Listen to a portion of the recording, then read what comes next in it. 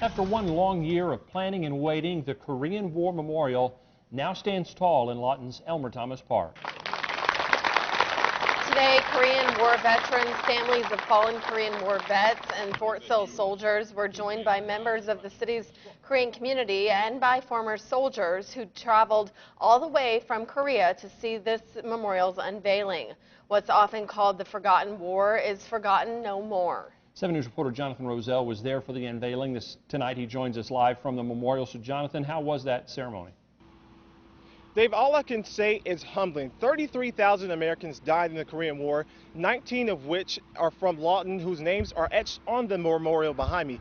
Now, this monument is for them and those soldiers who returned home, but received little to no recognition for their service back in 1953. The sun shone brightly at Lawton's Elmer Thomas Park as family and friends of fallen Korean War soldiers and veterans who fought in the war came together to remember. It's the conflict that's often referred to as the Forgotten War. Retired U.S. Colonel and former Lawton Mayor Ted Marley says he was an observer in the field artillery. His main job was to keep an eye on the boundary between North and South Korea. He says today's celebration is opposite of what happened 62 years ago. We never got anything. When we came back from Korea, we almost had to hide. I was told to take my uniform off before I went out on the streets. I mean, it was bad. It was unfortunately very unpopular. And there was an even worse homecoming in some cities. What happened was the people cursed at us.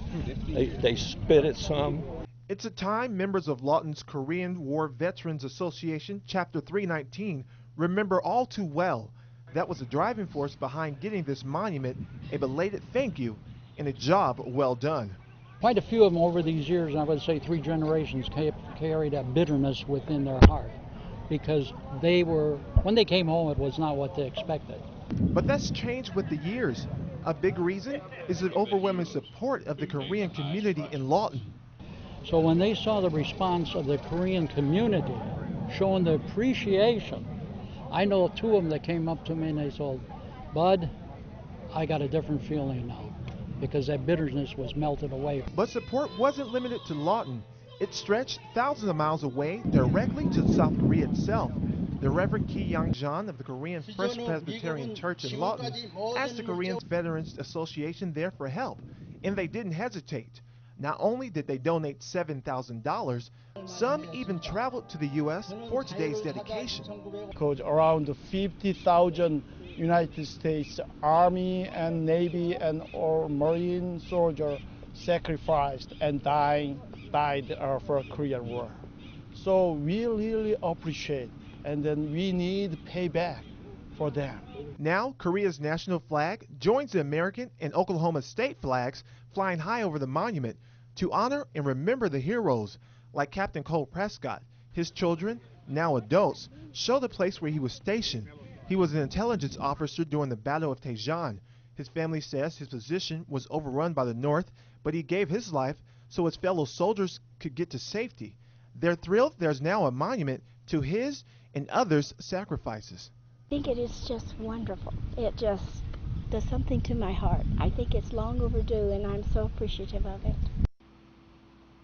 The Lawton Korean War Vet Chapter 319 says they're not quite done with the memorial site yet. They like to have a gazebo with a few benches and tables for families and friends visiting their loved ones here. Reporting live from Elmer Thomas Park, Jonathan Roselle, 7 News.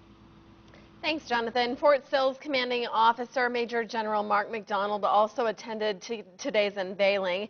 He touched on the importance of the prisoner of war missing in action flag that flies above the monument. Korean vets that are here, and they have put this forward so that there's a living symbol that will stay here in the Lawton Fort Sill area, so our youngsters will know the importance of the sacrifice that was done in the early 1950s in Korea.